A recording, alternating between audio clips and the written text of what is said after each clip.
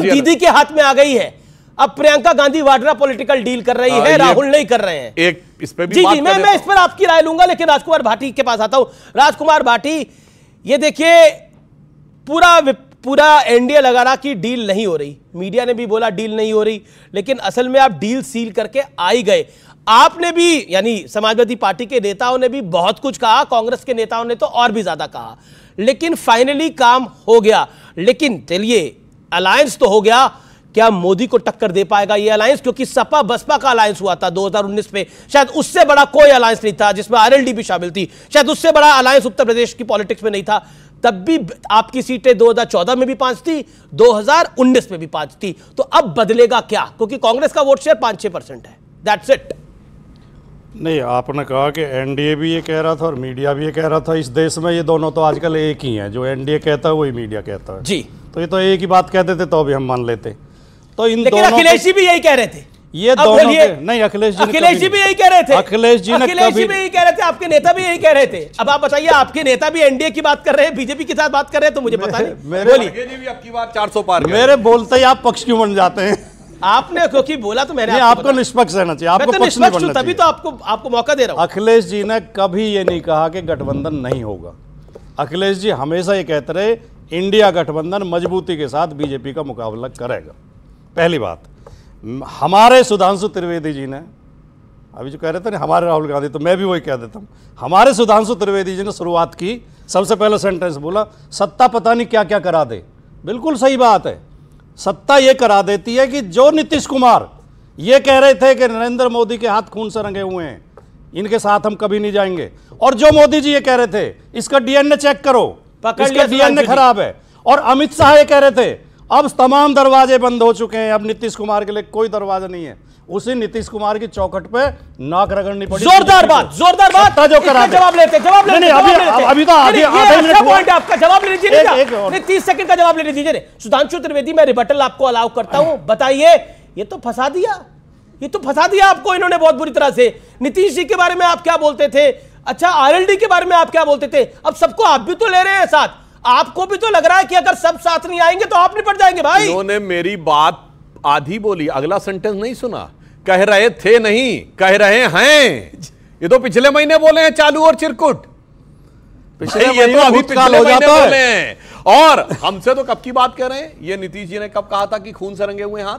मैं चुनौती से कहता हूं, दिखाइए। 2014 में बिल्कुल नहीं कहा था, 2014 में। वो तो 2002 में मंत्री रहे थे, सरकार में हमारी रहे थे। क्या बात कर रहे हैं आप? पलटू चाचा पलटते रहते हैं, वो तो खत्म नहीं हो रहा। अरे सुनिए साहब, अब अगली बात, अगर एक पार्टी है कोई उत्तर प्रदेश में जो ये पलटने की बात कहते हैं, कोई एक पार्टी जिसने हर पार्टी से गठबंधन किया है, वो है समाजवादी पार्टी।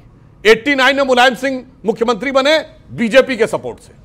उसके बाद जब गोली चली, हमने उनसे सपोर्ट विड्रॉ किया, चंद्रशेखर जी के साथ चले गए। फिर 93 में आए बसपा के सपोर्ट से, फिर उसके बाद आए 2003 में कांग्रेस के सपोर्ट से। भाई साहब, ऐसा कोई बचा नहीं जिसको इन्होंने ठगा नहीं। ठीक है, बताइए जिसको अब इन्होंने पकड़ लिया।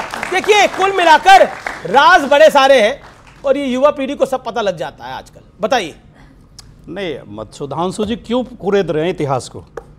क्या सुधांशु जी को ये पता नहीं है कि इनकी सरकार भी बीएसपी के समर्थन से ही बनी थी, बहन जी के समर्थन से ही बनी थी? बस्पा की सरकार हमारे समर्थन से बनी थी, हमारी सरकार बीएसपी के समर्थन से नहीं बनी। क्या उत्तर प्रदेश में अभी भी भारतीय जनता पार्टी का 3 पार्टियों से गठबंधन नहीं है? क्या ओम प्रकाश राजभर ये नहीं कहते थे इस योगी को तो मठ में छोड़ के आऊंगा, इस योगी को तो कीर्तन करना सिखाऊंगा? आज वही ओम प्रकाश कीर्तन कर रहे हैं उनके साथ, आज वही खुद ही कीर्तन कर रहे हैं उनके साथ। तो ओम प्रकाश राजभर क्यों है इनकी पार्टी में जी? तो क्यों कुरेद रहे हैं? दूसरी बात इन्होंने कही थी, इसमें बहुत गांठ हैं गठबंधन में। बिल्कुल मैं इनकी इस बात से भी सहमत हूं। इसमें गांठ है इसलिए ज़्यादा हैं कि इसमें ज़्यादा लोग जुड़े हों। ये गठबंधन में केवल कांग्रेस सपा नहीं है, इंडिया गठबंधन में वो किसान भी हैं जिनके ऊपर बीजेपी के नेताओं की गाड़ियां जिन्हें रौंद देती हैं, वो किसान भी है जो 700 लोग शहीद हो जाते हैं, जिन्हें राजधानी में नहीं घुसने दिया जाता, जिनके लिए कीलें ठोकी जाती हैं सड़क पर, जिनके लिए पानी की बौछारें और गोलियां चलाई जाती हैं।